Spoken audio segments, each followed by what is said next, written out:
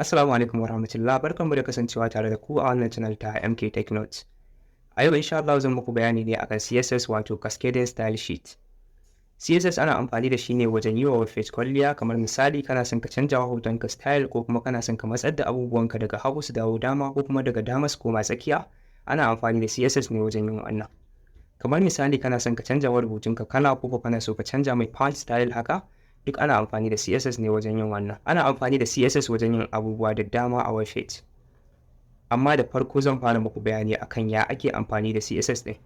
Muna da bambance-bambance na CSS har kala uku. Na farko muna da external CSS, sannan muna da internal CSS. Bayan haka muna da inline CSS. Kowanne yana da bambanci kuma kowanne akwai salon yadda ake rubuta shi, amma yanzu zan muku bayani dalla-dalla yadda za ku rubuta kowanne a cikinsu. Da farko za mu fara bayanin mu da external CSS domin shi ne ake creating sabon file a waje, sannan ka yi linkin ɗin shi da HTML ɗinka. Internal CSS shi kuma ana amfani da shi ne a cikin head kuma a cikin HTML ɗinka da kake son ka yi wa kwalliya, inda shi kuma inline CSS ake amfani da shi ne a cikin element ɗin da kake son ka yi wa gyara shi kaɗai. Dukka amfanin su guda ɗaya ne, sai dai kawai bambanci wajen rubutawa kuma ya danganta da yadda kake son ka yi rubutun naka kai ma. A duk sanda za ka rubuta external CSS dole kana buƙatar HTML ɗinka da kuma file ɗin CSS ɗinka su zama suna a folder guda ɗaya ne, ba wai daban-daban ba. Idan ku suna a folder daban-daban ne, to dole in ka zo linkin sai ka kira folder da ka ajiye CSS ɗinka kafin ka fara rubuta external CSS ɗin. Duka abubuwan ba wai wani abu ne mai wahala ba, da kun biyo da dalla-dalla yanzu zan muku bayanin yadda za ku fara rubuta CSS ɗinku tun daga farko. Na farko zan muku misali da external CSS wanda ake creating new file a bashi suna da CSS. Idan ka tashi kana son ka yi linkin external CSS ɗinka, abin da za ka yi shine za ka yi creating sabon file na CSS, wato kamar misali ka bashi suna hakan nan, maybe ka ce test.css. Da ka buɗe za ka gani gashi nan alamun CSS3 ɗin nan, wato za ka yi amfani da CSS3. To in ka tashi sai ka dawo HTML ɗinka, in ka zo HTML ɗinka sai ka zo cikin head. A cikin head sai ka zo ka creating wannan tag ɗin mai suna link. Da ka yi creating wannan tag ɗin mai suna link sai ka zo ka rubuta rel, da ka rubuta rel sai ka rubuta style sheet kamar hakan nan da kuke gani. Sai ka zo gaba kamar hakan nan sai ka rubuta href, wato kana son za ka yi linking kenan. Bayan ka rubuta href sai ka zo sai ka rubuta wannan sunan da kake gani wanda kai creating new file ɗin nan, sai ka rubuta kamar haka test ɗin nan .css. Da zaran ka rubuta hakan nan .css sai ka zo sai ka rufe hakan nan. Bayan ka rufe shi kenan kayan linkin wannan HTML ɗin naka da wannan CSS ɗin naka. Yanzu abu na gaba da za mu yi, za ku zo ku duba a nan wajen ga hoto nan nasa, sannan ga wannan h2 ɗin nasa welcome back, sannan ga button nan wanda na rubuta submit. Za mu yi amfani da su domin mu gwada CSS ku ga yadda yake aiki a external kenan. Idan kun tashi kuka buɗe wannan za ku gani gashi nan babu wani kwalliya, hoton mu normal, sannan ga wannan welcome ɗin ta zo da bakin rubutu, ga button nan bai canja komai ba. To idan muna son mu dan caccanja su, abin da za mu yi shine sai mu dawo cikin HTML ɗinmu sai mu yi duba da waɗannan abubuwan da muka sa. Da farko ga wannan division ɗin da na buɗe, division ana amfani da ita ne kamar section ne, kamar kana son ka zuba abubuwa amma a ɓangare guda ɗaya, iya ɓangaren su ne, duk wani gyara da zaka musu a iya wannan ɓangaren zaka yi gyaran ka gama, shi ne ake amfani da wannan division ɗin. To idan muna son mu yi musu gyara, kamar muna son duka waɗannan abubuwan su dawo nan tsakiya, wato mu canja wannan division ɗin alignment ɗin ya dawo center kenan, za mu yi amfani da CSS yanzu domin mu yi ku ga yadda abin yake. Za mu zo mu duba wannan sunan gashi nan kamar yadda kuke gani a nan div sunan wannan tag ɗin, sai mu zo cikin CSS ɗinmu. Bayan mun shigo cikin CSS, abin da za mu yi shine za mu kira wannan tag ɗin da muka ga sunanta wato div. Idan mun tashi kawai za mu rubuta div ɗin nan haka, sannan mu buɗe curly bracket. Duk wani abu da ake rubutawa a CSS in dai external ne ana rubuta shi a cikin curly bracket ne, wato farko da ƙarshe na curly bracket a tsakiya kenan. Yanzu idan mun tashi wannan div din muna son mu mai da komai na cikin sa tsakiya, za mu iya cewa text align.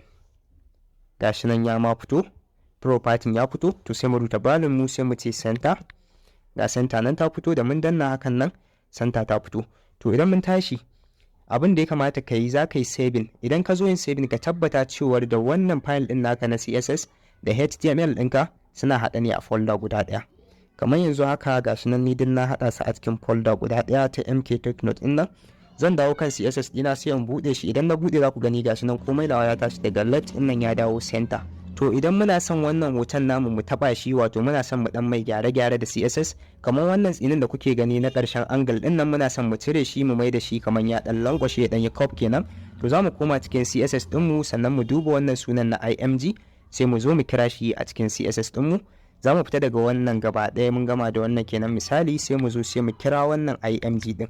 In mun kira img sai mu zo mu buɗe wannan curly bracket ɗin kamar yadda na faɗa muku komai a cikin wannan curly bracket ɗin ake rubutawa. A cikin curly bracket ɗin nan sai mu yi amfani da border radius.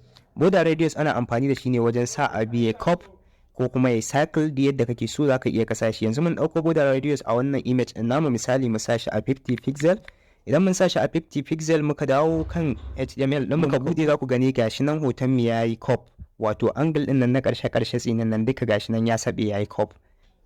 To idan muna son ita ma wannan h1 ɗin mu canja mata kalo sannan mu canja mata girma za mu je mu yi amfani da wannan division ɗin na h1 mu ɗauko shi mu kawo shi cikin css ɗin mu kamar yadda muka yi wa waɗannan image ɗin da sauransu.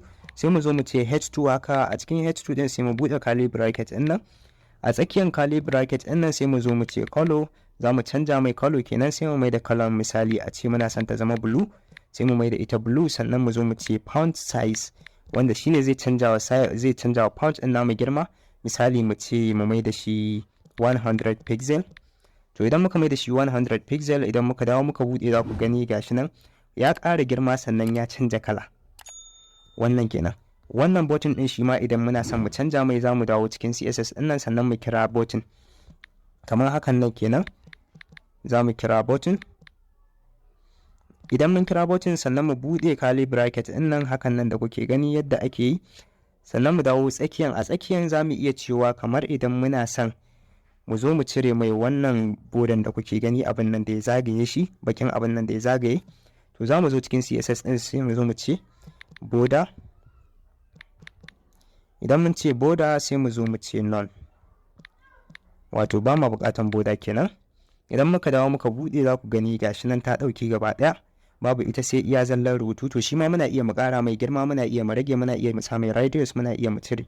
Yanzu misali idan muna son mu ƙara mai girma sannan mu sa mai radius za mu iya zuwa mu ce font size ɗin nan misali font size mu mai da shi kamar misali mu ce 30 pixel. Sannan mu zo mu ce border radius ɗin nan shi ma mu zo mu mai da shi muna son mu ɗan shafe shi hakan nan sai mu zo mu sa mai koda a ce 10 pixel ne an dai ɗan shafe shi saboda dai ku gani gashi nan idan mun buɗe za ku gani gashi nan ya ƙara girma sannan nan wajen ya shafe hakan nan. Daga baya insha Allah zan zo in muku bayani akan property ɗin da kuma value ɗin da ake amfani da su wajen yi wa CSS kwalliya. Zan bi su da kaɗan ina muku bayani akai yadda za ku fahimta insha Allah. Wannan dai na yi shi ne kawai saboda in ba ku misali kuma na san insha Allah kun fahimta yadda misalin external CSS yake. Wannan shine external ne, yanzu kuma zan muku bayani akan internal CSS. Internal CSS in an tashi ana amfani da shi ne kamar haka. Zan goge wannan external ɗin misali saboda ina son in yi amfani da internal. Shi ma a cikin head ne kawai sai ka zo ka rubuta style haka a cikin tag ɗin nan ka rubuta style. Bayan ka rubuta style sai ka rufe shi. A tsakiyar style ɗin nan sai ka zo ka rubuta duka irin HTML ɗin da kake son ka rubuta. Yanzu misali in mun buɗe za mu ga duk abin da muka yi gashi nan gaba ɗaya ya gudu. To in muna son ya dawo misali sai mu zo sai mu kwafi ɗin wannan gaba ɗaya ba sai na ƙara rubutawa ba saboda kan mu ɓata lokaci. Idan mun yi kwafi ɗin shi sai mu zo tsakiyar wannan style ɗin kawai sai mu sa shi. Da mun sa shi yadda ake rubutawa a can haka ake rubutawa kawai dai shi wannan sai ka buɗe mai wannan tag ɗin na style saboda a cikin HTML kake wannan. Kaga ba sai ka fita external ka je ka ɗauko wani abu ba, wannan shi ake kira da internal. Yanzu idan mun buɗe za ku gani gashi nan duka abubuwan da muka yi sun dawo saboda mun yi amfani da internal CSS. Abu na gaba za mu yi amfani yanzu da inline CSS. Inline CSS shi kuma bari in goge wannan saboda in muku bayanin yadda za ku gane. Inline CSS ana amfani da shi ne a cikin asalin tag ɗin da ka buɗe ko ince element ɗin da kake son ka yi wa gyara. Kamar misali idan wannan h2 ɗin muke son mu yi wa gyara, yanzu idan mun buɗe za ku gani gashi nan babu wani gyara babu komai. To idan h2 ɗin nan muke son mu yi wa gyara sai mu zo cikin ta sai mu rubuta style. Idan mun rubuta style kamar hakan nan za ku gani ya nuna mana gashi nan is equal sannan ga double quotation ɗin nan sun fito. A cikin double quotation ɗin nan misali sai mu ce color. Idan mun sa color sai mu zo sai mu column ɗin nan. Bayan mun yi column sai mu rubuta color da muke so, misali mu ce red color muke so. Bayan mun sa red color sai mu zo mu rufe hakan nan.